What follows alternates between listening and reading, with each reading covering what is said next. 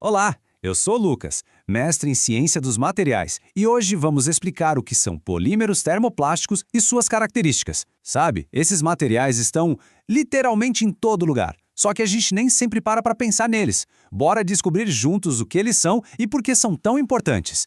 É isso mesmo. Arquitetos invisíveis do mundo moderno. Parece um título grandioso, né? Mas é a mais pura verdade. Eles estão moldando o nosso mundo de formas que a gente nem imagina. Sério. Desde a embalagem de um alimento até peças em naves espaciais. Então, vamos entender essa história?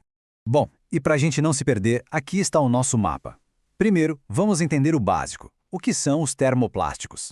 Depois, vamos dar uma olhada nas diferentes classes que existem. Aí, a gente parte para ver onde eles são usados no nosso mundo, o impacto que eles têm na inovação e, claro, vamos fechar falando dos desafios e do que vem por aí no futuro. Certo, então vamos direto ao ponto. O que é que faz um termoplástico ser, bom, um termoplástico?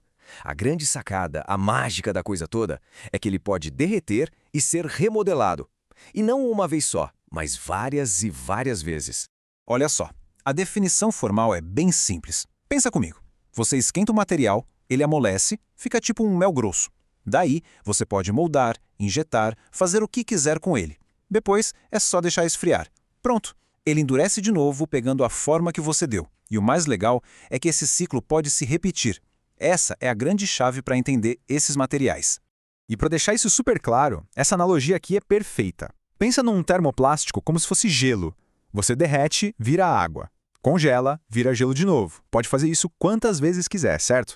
Agora, pensa num termofixo. Ele é como um bolo. Você mistura os ingredientes, assa e pronto, virou bolo. Não dá para desassar e voltar até a massa líquida. As ligações químicas ali são para sempre. É exatamente essa característica reversível dos termoplásticos que os torna inerentemente recicláveis.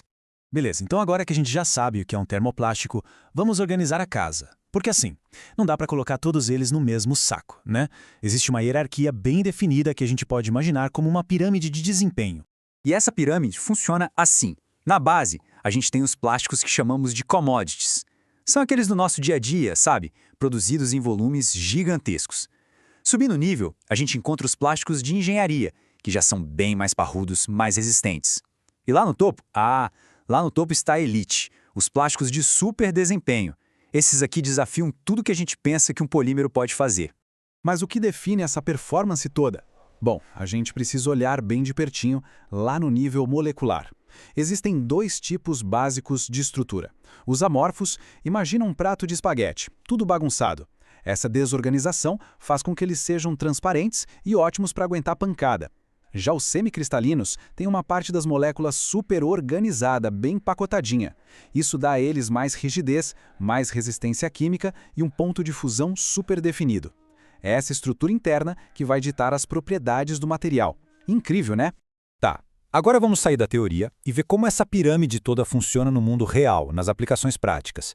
E olha, a variedade de usos é simplesmente impressionante. Começando lá de baixo, pela base da pirâmide, os plásticos de commodities. Esses são os campeões de volume.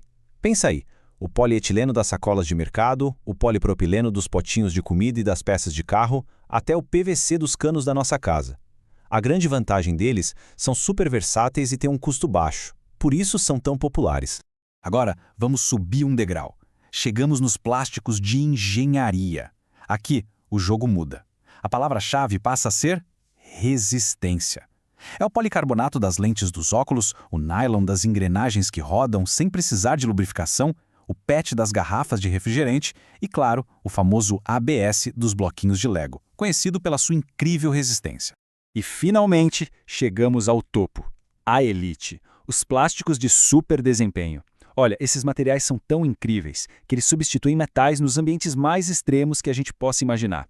Estamos falando do PIC, que é usado em implantes na coluna e em peças de motor de avião, do PPS, que aguenta um calor absurdo, e do PBI, que é usado em roupas de bombeiros e até de astronautas. É outro nível de tecnologia. Ok, a gente viu toda essa variedade, esse desempenho todo. É óbvio que isso causa um impacto gigantesco na inovação, né? Mas a pergunta é, por que afinal esses materiais se tornaram tão importantes? O que eles têm de tão especial? Essa frase aqui resume tudo de uma forma brilhante. Não estamos falando só de plástico, no sentido comum. Estamos falando de materiais projetados, pensados, lá no nível das moléculas, para se comportar de um jeito específico. É a ciência dos materiais na sua melhor forma, permitindo criar coisas que, antigamente, eram simplesmente impossíveis. E se a gente olhar para os números, a história fica ainda mais clara.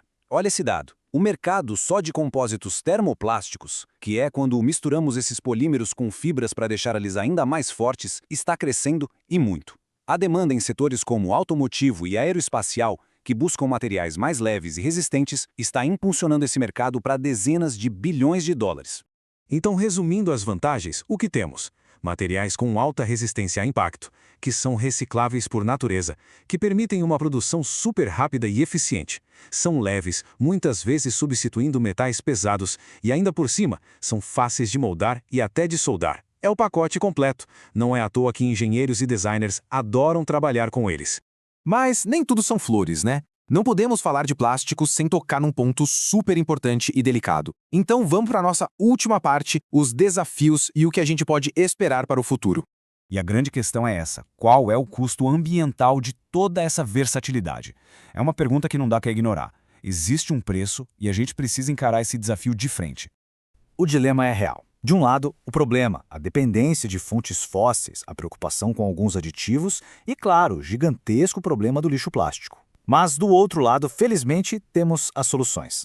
A ciência está correndo atrás. Já existem avanços enormes em reciclagem, o desenvolvimento de biopolímeros, feitos a partir de fontes renováveis como o amido, e uma mudança de mentalidade geral em direção à economia circular.